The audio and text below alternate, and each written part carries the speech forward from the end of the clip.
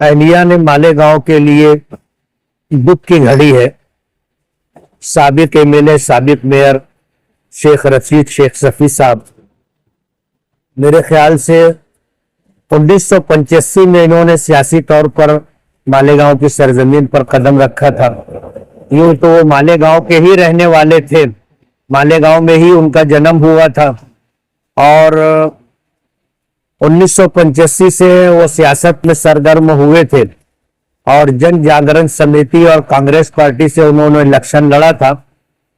1999 में पहली मर्तबा एमएलए बने थे और उसके बाद 2004 में दोबारा एमएलए बने। शेख रशीद साहब जो है, उन्होंने गुर्बत का जमाना देखा था तो गरीबों के बड़े हमदर्द थे। मैंने जो देखा है और उन लोगों से जिनकी शेख रशीद साहब ने जरूरत के मौके पर मदद की थी, उन लोगों की जुबानी मैंने ये बात सुनी है कि वो गरीबों के लिए अपने दिल में बड़ी जगह रखते थे, उनके दुख दर्द को समझते थे और गरीबों की बहन बेटियों की शादी का मौका हो, बीमारी हो या उनकी कोई घरेलू जरूरत हो, ऐसे तमाम मौके पर वो उनकी दिल खोल करके मदद किया करते थे। और सियासी जिंदगी में उनका अपना एक मकाम था। वो अपने सियासी मुखालिफिन से भी बहुत अच्छा ताल्लुक रखते थे और सियासत को सियासत की जगह रखते थे। मैंने ये बात देखी है कि उनमें इंतकामी जज्बा नहीं था और अपने मुखालिफिन के खिलाफ ऐसी कोई कार्रवाई जिनसे उनका कारोबार मुतासिर हो और समाजी तौर पर उनकी साख मुतासिर हो, ऐसा काम शेख रशीद साहब ने नहीं किया। आज उनके एक तवील बीमारी के बाद चले जाने की वजह से मालेगांव वालों के लिए ये दुख और सदमे की घड़ी है। सियासी तौर पर मेरा उनसे बहुत अच्छा ताल्लुक रहा, करीबी ताल्लुक रहा। हालांकि मैं उनके और हमारे दरमियान सियासी तौर पर इख्तिलाफ रहा है, लेकिन इस बात को कभी उन्होंने जाती इख्तिलाफ की शक्ल नहीं दी। आज मरहूम के चले जाने से मालेगांव के लिए दुख और सदमे की घड़ी है। हम तमाम की दुआ है कि अल्लाह ताला मरहूम की बाल बाल मग़फ़िरत फरमाए, दर्जात को बुलंद फरमाए और जिंदगी में जाने अनजाने में जो कोताहियां हो गई हों, अल्लाह ताला दरगुजर का मामला फरमा करके मरहूम की मग़फ़िरत फरमाए और तमाम ही मुताल्लिकीन को जो उनके अहले खाना है और सियासी तौर पर उनके हमनवा है, अल्लाह ताला सबको सब्र जमील अता फरमाए। जो 97-98 के अंदर पहला मोबाइल जो निकला था, उस टाइम में हम शेख रशीद साहब के साथ में रहते थे और यहाँ से लेके दिल्ली तक हम गए टिकट के वास्ते। 99 का इलेक्शन लड़े हमने। पहला मोबाइल मेरे पास था और हम साथ में रहते थे। वो हिसाब से हम दिल्ली जाने के बाद में हमने वहाँ से टिकट वाला है कांग्रेस पार्टी का। फिर उसके बाद में 99 में मिलने इलेक्शन लड़े, फिर चुन के आए। आप दिलदार आदमी थे, इसके लिए पसंद करते थे। साहब मुफ्तीज आदमी थे, कोई दिल में उनके रहता नहीं था, आप दिल के आदमी थे, इसके लिए हम उनको पसंद करते थे। गरीबों के हमदर्द थे। किसी भी काम को बोलो तो ना नहीं बोलते थे। काम के ताल्लुक से तो बहुत साहब के आने के बाद तो बहुत चेंजिंग हुआ ना। रोड हुए, गटर बड़े बड़े जो रोड थे वो काम काज हुए, शादी हॉल बना, बोलो स्कूलें बनी, पानी की टाकी बनी थी। पानी की टाकी में कुछ बात होने से वो पानी की टाकी गिराई गई, फिर वापस पानी की टाकी बनाई जा रही है। क्या पहले तो देखा जाए तो सिविल हॉस्पिटल है बड़ा, 200 बेड का सिविल हॉस्पिटल है। गिरना डैम स्कीम का पानी है मालेगांव में चला है। मालेगांव बड़ी कोड है और ऐसे अनजाने बहुत बड़े बड़े काम है। वो क्या है, उसी का सब काम रहता था। किसी भी जो साथ में रहते थे, हमारे ऐसे लोग रहते थे साथ में रहते थे, उनके कान में बोल देते थे, जा वो देखो वहाँ सामने आदमी खड़ा है, उसी को ये चुप्पे से दे दे, क्या है क्या नहीं। छोटे नहीं सब रहते थे और ज़्यादा से ज़्यादा सब दिलदार दिन के आदमी थे। छोटे से बड़े सब इज्जत करते थे और सबको मानते थे। वो जो छोटे से छोटा आदमी भी आता था उनके पास, उनको साथ में लेके बैठते थे, बातचीत करते थे। और बुजुर्ग जो लोग थे उनसे भी बैठक रहती थी, उनसे भी बातचीत करते थे, सब मोहब्बत से लेके चलते थे। यही सब रहा है यार। आज उनकी कमी पड़ती है, हमको महसूस होता है, थोड़ा महसूस होता है। तो एक ही सबसे अहम बात बोलूँगा मैं कि हम लोग मुंबई से आ रहे थे और गांधी नगर के अंदर वो अक्षय मंदिर के ऊपर आतंकवादी से हमला कर दिए। पत्रकारों ने बाद में फ़ोन किया यहाँ से, रशीद साहब आप क्या राय है कि वहाँ पे हमला हो गया, इतना सब आतंकवादी घुस गए, इसके बारे में क्या राय है? तो उन्होंने हाजिर जवाब दिए जगह पे कि बोले मतलब जितना मेरे को दुख बाबरी मस्जिद शहीद हुई थी जब हुआ था उतना ही दुख आज भी है। बोले उनके दूर उनसे हाजिर जवाब ही थी और उनके तो सब आने की तारीफ है, जितने भी तारीफ करो कम मतलब तो माने जाते थे। बेचारे लोग कितने को तो उम्रा करने भेजे, कितने को हज करने भेजे, कितनों की शादी भी कराए, लड़कियों की लड़कों की, बहुत सारे अनेक काम किए उन्होंने। तो मतलब गरीबों के ताल्लुक से यार भी एक नंबर कैरियर था उनका, कोई बड़ा खानदान नहीं, कोई उनका तो वो ताल्लुक भी सबसे अच्छे ही था मतलब, और सियासी भी अच्छे ही था मतलब, कभी उन्होंने लालच पर रखे ही नहीं, सिवाय शहर के हक में ही हित में ही सब काम किए। आज तो ये करूँगा मैं भाई सबसे गुजारिश है कि सब आओ 20 तारीख के दिन, ये 5 तारीख के दिन 8 से 7 से 10 डायमंड लॉन्च में सबको आना है, ये अपील करूँगा मैं आवाम से। आपके अच्छे काम है वहाँ पे भी, सबसे मिलना जुलना था, सबसे काम बहुत काम है वहाँ पे भी सब साहिब के। कोई ऐसा सारी हॉस्पिटल है, अली अकबर हॉस्पिटल है, हमारा वाड़ी हॉस्पिटल उनके आके की सब देन है और बनने करीब है। वाड़ी हॉस्पिटल चालू हो रहा है, नया कोड बना है, पानी की पाइपलाइन जो आई है जनरेटिंग की वो है, सब तो बड़े अनेक काम, बड़े बड़े काम है। जो कि 50 साल बच्चा अगर पेट में रहा तो उसको भी तकलीफ नहीं होगी, पानी के मालेगा शहर में ऐसी देन है उनकी, ऐसे देन देख गए वो।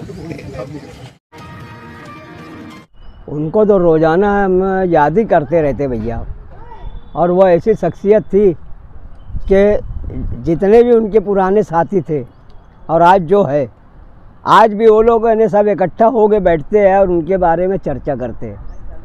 ये एक ऐसा लीडर था कि पूरे शहर में गरीबों का ख्याल करता था, गरीबों की मदद करता था, और ये कोई नहीं देखता था कि वो क्या किसको क्या दे रहा है, खामोशी से वो सब कुछ अमल करते थे भैया। आज तक ऐसा शहर में मैं तो नहीं देखा भैया ऐसा लीडर। उसने उस शख्स ने उसके वास्ते मग़फ़िरत की दुआ भी करो आप, और उनके तमाम अहलकार लोगों को जोड़ के कोई बड़ा प्रोग्राम करो, ऐसी मेरी गुजारिश है। उनके कौन से भैया कौन कौन सी बात बताई जाएंगी, सब इन्हें उनको बताने की ज़रूरत नहीं है, उनके काम को सब आया है। सियासी तौर से भी उसने जैसा जितना काम किया किसी लीडर ने नहीं किया, समाजी तौर से भी जितना काम उसने किया कोई नहीं किया। अदा तो भैया यार पल पल पे उनकी अदा याद आती है मेरे भैया, पल पल पे उनकी सब बात याद आती है।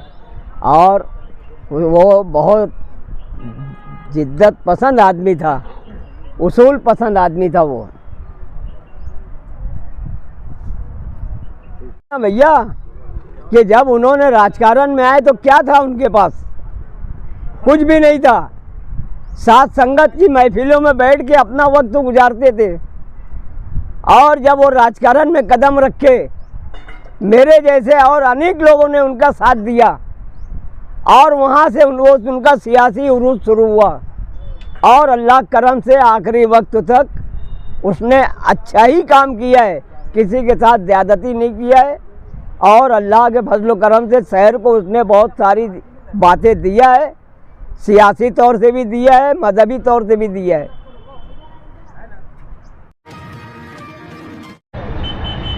रशीद साहब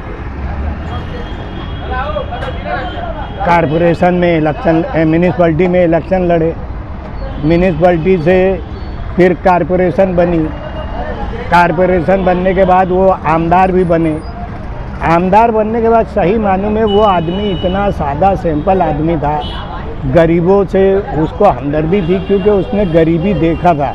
हम लोगों को वो अक्सर बताया करते थे कि मैंने लूम चलाया, मैंने ये भी किया, मैंने तरासन भी भरा, ऐसे अनेक काम वो बताया करते थे। लेकिन आमदार बनने के बाद में भी मैं एक वाक़या बताऊं कि शहर में हमालों के ताल्लुक़ से जब एक ज़बरदस्त जुलूस तहसीलदार ऑफिस पर ले जाया गया तो उस वक्त उनके हौसले इतने बुलंद थे कि वो समझते थे कि बस अब यहाँ से अपने को कोई रोक नहीं सकता।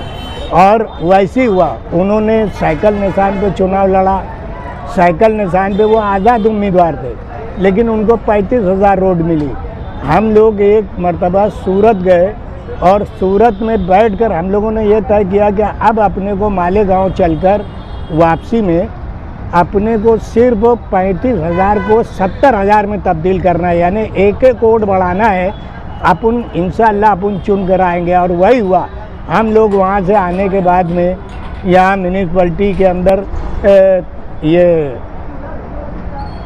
निहाल साहब की घर वाली साजिदा मैडम, ये जब मेयर बनी, इनके ज़माने में हम लोग यानी बोर्डबाजी कर ये कर, रशीद साहब इस ताल्लुक़ से साइजिंग मालकान, कारखानेदार, ऐसे लोगों की उन्होंने मदद की और उसका नतीजा ये निकला कि जब दोबारा चुनाव हुआ तो वो अच्छी वोटों से कामयाब हुए। किताब तो उसमें बहुत सारे अपन यानी लिख सकते। मैं तो बोलता कि ये मामूली से उनको खिराज अकीदत है। हालांकि उनकी अच्छी खासी किताब बन सकती है, क्योंकि किताब के अंदर वो जिक्र नहीं है। उसका जो दूसरा पार्ट आएगा उसके अंदर आएगा कि अली अकबर हॉस्पिटल को वो 100 बेड का हॉस्पिटल बनाने की मंजूरी उनकी दौर में हुई। उसके अलावा एन वाडिया दवाखाना भी, ये भी आज 100 बेड का हॉस्पिटल बनकर तैयार है। ये भी शेख रशीद की मरहूनी मिन्नत है। ये तो आगे के उसमें एडिशन में हम लोग बतलाएंगे तफसील के साथ, लेकिन मैं बोलूँगा कि उनके जाने से मालेगांव में बहुत बड़ा खला पैदा हुआ, जिसका पूर्ण होना नामुमकिन है।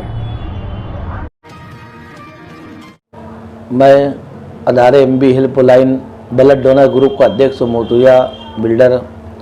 आज मैं सैप न्यूज़ चैनल पर बैठ देने के लिए आया हूँ और मेरा दिल था कि मैं आज बैठ दूँ। बहुत दिनों बाद मैं सोशल मीडिया पर आया हूँ और इस बात से आया हूँ कि आज अगर मैं बैठ नहीं दूँगा और नहीं बोलूँगा तो मुझको ऐसा लगेगा कि मैं बहुत बड़ी लाइफ में गलती कर दिया। क्योंकि हमारे मरहूम कायद शेख रशीद साहब जो साबिक मेयर थे, आमदार थे, अल्लाह पाक इनको जन्नतुल फिरदौस में आला से आला मुकाम अता फरमाए।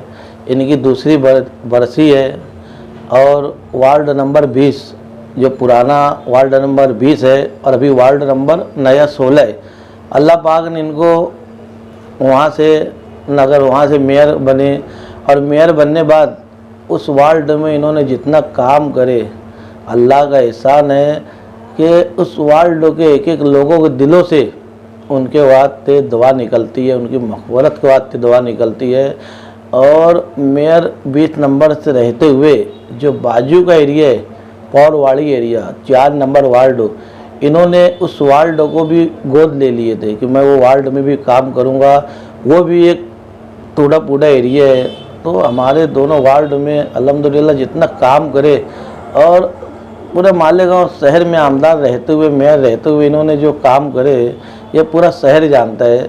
मैं और हमारे ग्रुप के लोग कभी भी किसी भी किस्म का कोई भी मसला होता था तो हम लोग सिर्फ उनको फ़ोन लगा देते थे और अल्लाह का एहसान है कभी आज तक ऐसा हुआ नहीं कि वो फ़ोन नहीं उठाए।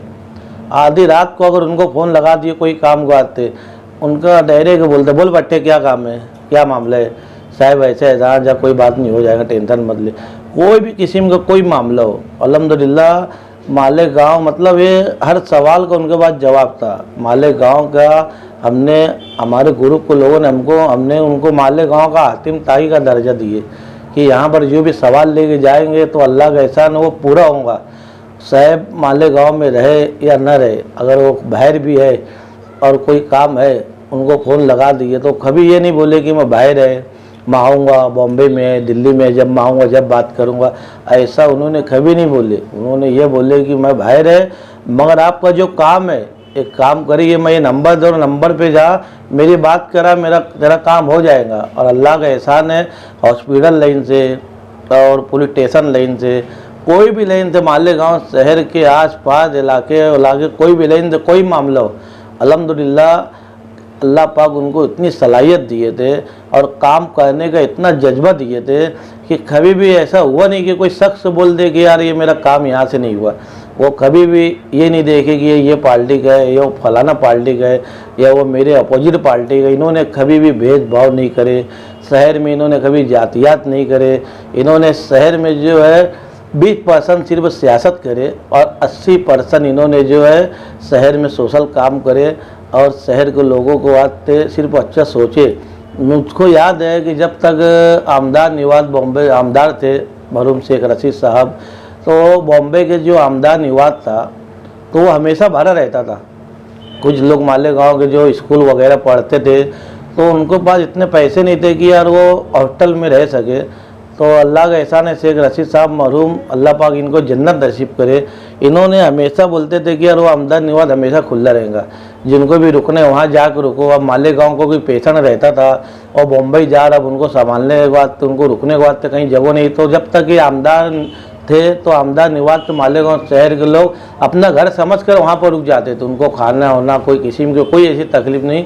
बहुत ज़्यादा ना बोलते हुए बस मैं इतना बोलूँगा, इन मिसरों के साथ उनको खराज अकीदत पेश करूँगा कि तेरा हर कौल अमल रोशनी चिराग ज़िंदगी, बाद तेरे तेरे घर में रोशनी फैलाएंगा।